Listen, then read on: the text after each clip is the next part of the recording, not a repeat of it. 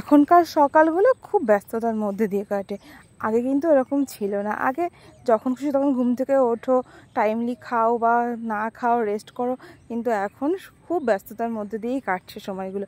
Hello everyone, মমতার নতুন mini ব্লগে সকলকে স্বাগত। দেখো আমাকে ফ্রেশ লাগছে কতটা, কারণ আমি সকাল সকাল স্নান টান করে ফ্রেশ হয়ে গেছি। ওই যে সকাল সকাল উঠতে হয় এখন, তারপরে ফ্রেশ হতে হয়, নাহলে তো মাম্মাম রয়েছে। তারপর যদি আমি টাইমলি নিজেকে খেয়াল না রাখি না, কখন যে আমার স্নান করার টাইমটা দুপুর 1টা বেজে যাবে বা 2টো বেজে যাবে নিজেও জানি না। এর জন্য আমাকে টাইমলি এখন তাড়াতাড়ি উঠতে হয়, তাড়াতাড়ি ফ্রেশ হতে হয়। এদিকে দেখছি রান্নাঘরে রয়েছে মাছ, তো প্যাকেটের মধ্যে রয়েছে পাবদা মাছ। মাছগুলো খুব একটা বড় সাইজের না, মিডিয়াম সাইজেরই আছে, কিন্তু অনেকগুলো মাছ রয়েছে। পাবদা মাছ খেতে কে কে ভালোবাসো জানিও তো, আমার তো খুব ভালো লাগে।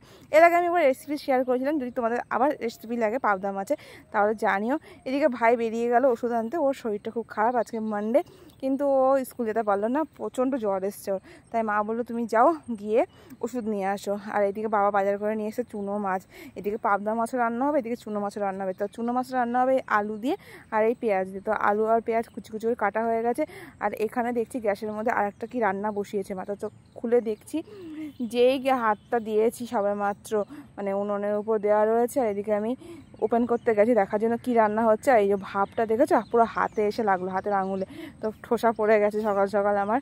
এদিকে দেখছি মায়ের সকাল সকাল রান্না হয়ে গেছে, ভাত হয়ে গেছে, ভাতটা গামলার মধ্যে বেড়েও নিয়েছে, আমিও প্লেট সাজিয়ে নিয়ে চলে এসেছি। আগের দিন বললাম না ডায়েট করেছি, তো দেখো আমার খাবারের পরিমাণটা আমি অনেকটাই কমিয়ে দিয়েছি। আর এইদিকে মায়ের চুনো মাছ চচ্চড়ি হয়ে গেছে, কালারটা দেখো চুনো মাছ চচ্চড়ি কতটা লোভনীয় এসছে না। কিন্তু আমি চুনো মাছ খেতে পারি না, কেন বলো তো, প্রচণ্ড স্মেল লাগে। আর এই যে গুঁড়ো গুঁড়ো মাছ তো মুখে লাগলেই, মানে জিভে লাগলে পারে না, আমাকে মনে হয় গাটা সিরিয়ে ওঠে, জন্য আমি খেতে পারি না। তো আমার ফেভারিট হচ্ছে আলু, তো মা আমার জন্য আর ভাইয়ের জন্য আলুর দম বানিয়েছে। তো আলুর দমটা খেতে আমি ভীষণ ভালোবাসি। তো জানি আমি আজকে মাছ রান্না হয়েছে, তো সকালে খাবারটা মানে তো খেতেই হবে, এর জন্য আমি আলুর দম দিয়ে খাওয়া স্টার্ট করে দিয়েছি। আর ছিল আগের দিনের কাতলা মাছের এই কারিটা রয়েছে, 1 পিস মাছও রয়েছে আমার জন্য। বাবা মা অলরেডি খেয়ে নিয়েছে। ওই যে আমার বাড়িতে তো ভাই মাছ খাই না, এবার 5-6টা মাছ পিস রান্না হয়, তো অতগুলো মাছ খাবে কে, এর জন্যই থেকেই যায় প্রায় বলতে গেলে। তো এদিকে আমি তো খাওয়া শুরু করে দিয়েছি। আলুর দম খেতে খেতে কে ভালোবাসো অবশ্যই জানিও কমেন্টস বক্সে। খাওয়া দাওয়া হয়ে গেছে আমার। এদিকে মামামের ড্রেস বার করছি, কেন জানো, মামাম আজকে বেরু যাবে, মানে ওকে ডক্টর দেখাতে হবে।